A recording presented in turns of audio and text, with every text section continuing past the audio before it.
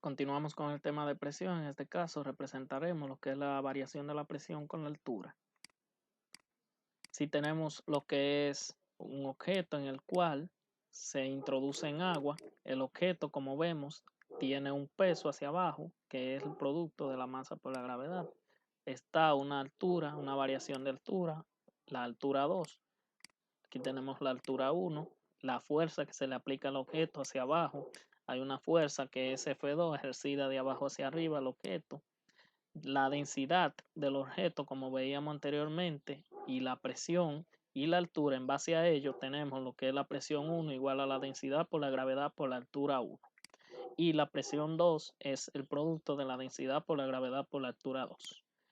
Diferencia de presión entre ambos puntos, ya ustedes saben que la variación de la presión, o sea, P2 menos P1, si sustituyo cada una de estas expresiones que tengo acá, veanla acá, me quedaría de esta manera. O sea, presión 2 igual a densidad por gravedad por altura 2 menos densidad por gravedad por altura 1.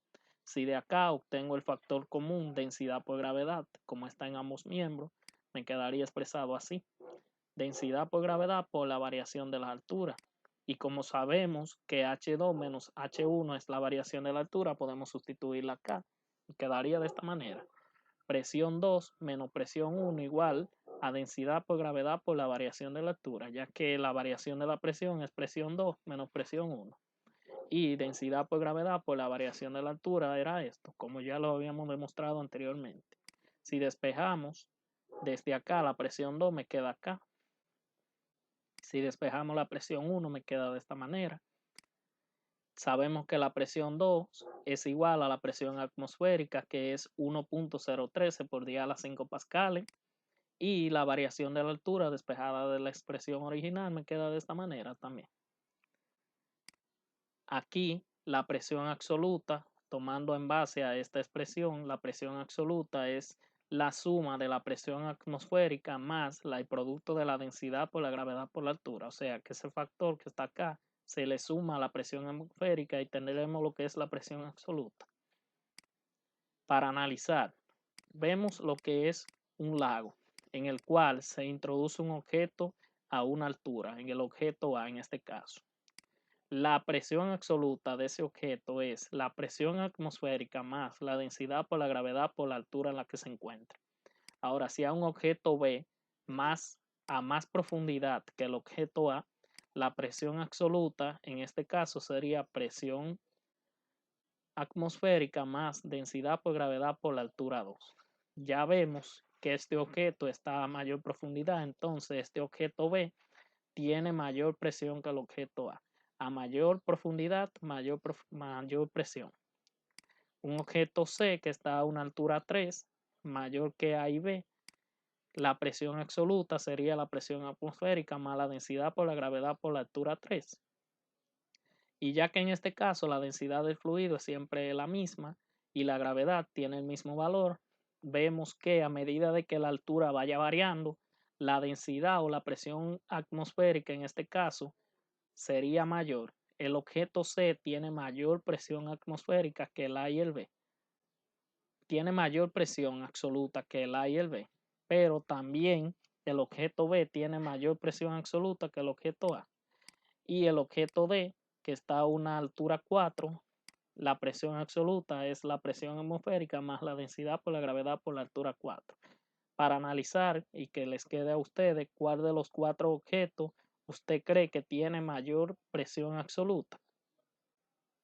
Como ya habíamos dicho anteriormente, a mayor profundidad, mayor presión absoluta, o sea que la respuesta correcta es el objeto D, ya que está a mayor profundidad que los demás. Véalo ahí. Vasos comunicantes. Si tenemos unos vasos comunicantes, como lo tenemos acá, cuya altura del agua es la misma para cada objeto, aquí tenemos lo que es una presión, aquí también la presión 1, aquí presión 3 y aquí presión 2. Esto que vemos acá está a una altura, el agua está a la misma altura en los tres vasos comunicantes, o sea que la presión que se ejerce en cada uno de los puntos es la misma, ya que están a la misma altura. Y como veíamos anteriormente, la presión absoluta depende de lo que es la altura, mayor profundidad, mayor presión.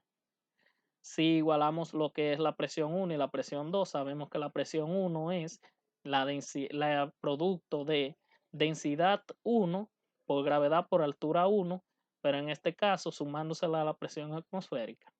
La presión 2 es la suma de la presión atmosférica más la densidad por la gravedad por la altura 2, densidad 2, porque ya podemos tener varios fluidos en este caso.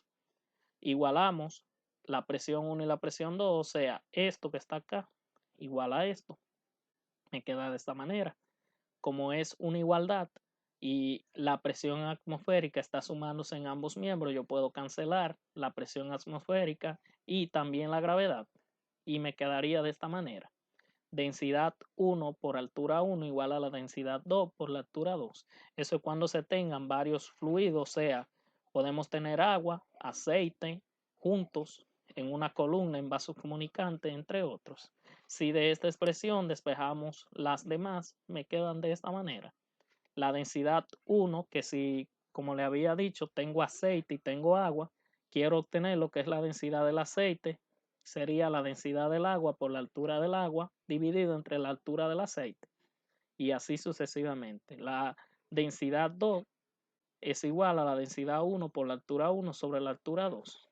Altura 1 es densidad 2 por altura 2 sobre densidad 1 y altura 2 es densidad 1 por altura 1 sobre densidad 2. Estas fórmulas le ayudan a usted a obtener lo que son cada uno de los valores que están acá. Muy importantes son esas fórmulas. Para el próximo video continuamos con lo que es el principio de Arquímedes y el principio de Pascal.